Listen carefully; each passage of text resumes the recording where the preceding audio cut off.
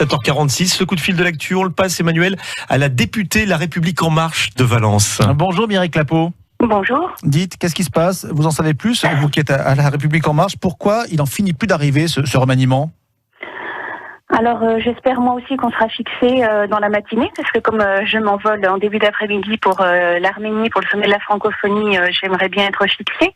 Mais si vous vous souvenez de précédents quinquennats, on a parfois eu des remaniements qui étaient annoncés 6 mois à l'avance. Donc là, restons calmes, tout va bien, les bonnes personnes vont pas tarder à être nommées.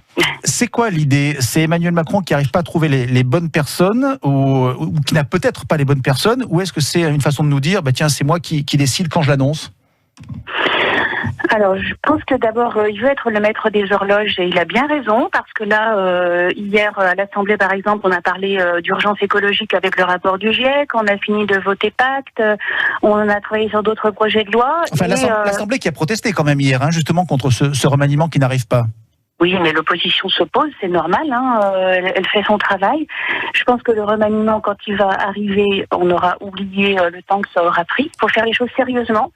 Il faut des personnes qui soient au bon poste, qui aient envie, parce que la clé de tout, finalement, c'est l'envie, parce que c'est très difficile d'être ministre. Et puis, il faut être parfaitement en règle avec la haute autorité pour la transparence de la vie publique. Et si on a un job ailleurs, il faut aussi avoir assuré la continuité. Donc, c'est normal que ça prenne un peu de temps. Je rappelle à tout le monde que on est dans une époque de l'immédiateté où tout doit aller très vite, mais il vaut mieux faire les choses correctement plutôt que de les faire pour coller un journal télévisé. Mireille Clapeau, dans l'entourage du président, on a beaucoup dit ces derniers jours qu'il était très seul et que finalement, il y avait plus grand monde pour tenir des postes qui sont particulièrement importants, comme le ministère de l'Intérieur, par exemple. C'est faux, ça, ou pas? Il n'est pas seul. Non, mais est-ce qu'il y a un problème pour trouver du monde, pour trouver des personnes vraiment compétentes pour ces postes importants? Non, je pense que des personnes compétentes, il y en a, mais vous savez, c'est une équipe, c'est un travail d'équipe, donc il faut être sûr que tout le monde travaille bien ensemble. Il faut avoir des gens qui effectivement aient l'envie et s'inscrivent dans la durée. Moi, je crois que vraiment, il y a dans la majorité présidentielle, en tout cas, il y a vraiment un cap qui est gardé. C'est un petit peu pénible même de toujours être interrogé sur vous y croyez toujours, vous continuez, oui, on continue les réformes. La vie est un combat et ça serait bien si chaque fois qu'il y a une péripétie, on se demandait pas si on va tout remettre en cause. Donc là, vous voyez, par exemple, l'actualité, je le redis, c'est sur l'urgence climatique. Aujourd'hui, on s'envole pour le sommet de la francophonie, qui est une instance internationale qui a vraiment le pouvoir de faire changer les choses sur l'égalité homme-femme, sur la paix dans le monde, sur le vivre ensemble. Donc arrêtons de nous focaliser sur des péripéties de gouvernance. Enfin, péripéties, il y a quand même un ministère régalien, le ministère de l'Intérieur, qui est en vacances depuis quasiment une semaine maintenant. Il n'est pas en vacances. Moi, j'ai travaillé beaucoup dans les entreprises. Et dans les entreprises, il peut arriver que quelqu'un démissionne pour aller ailleurs, où il y a un problème de santé, ou pire. Et à ce moment-là, c'est le N+1, comme on dit, qui prend la relève. Et Édouard Philippe, il est là, il assure l'intérim.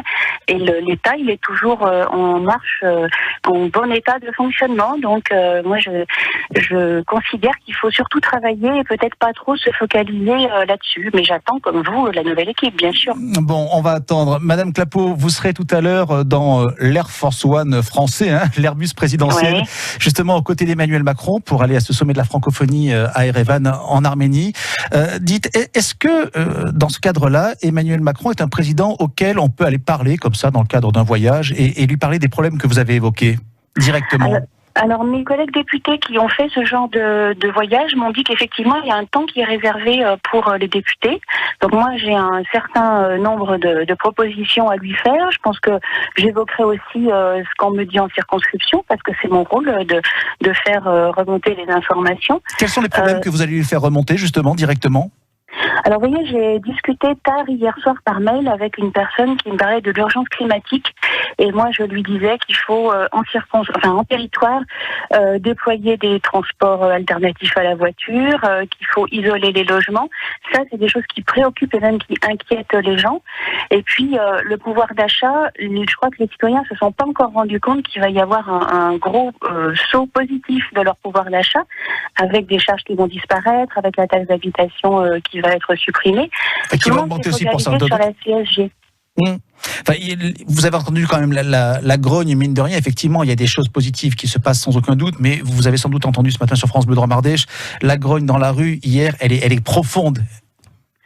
C'est normal que les gens protestent et moi je suis pour la démocratie, pour le droit de grève, pour le droit de manifester.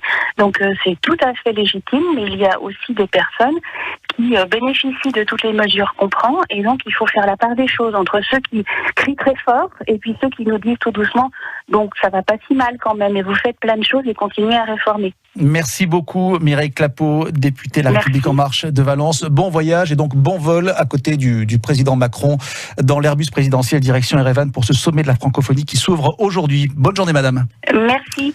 L'interview à réécouter dans quelques minutes sur francebleu.fr, 8h-8.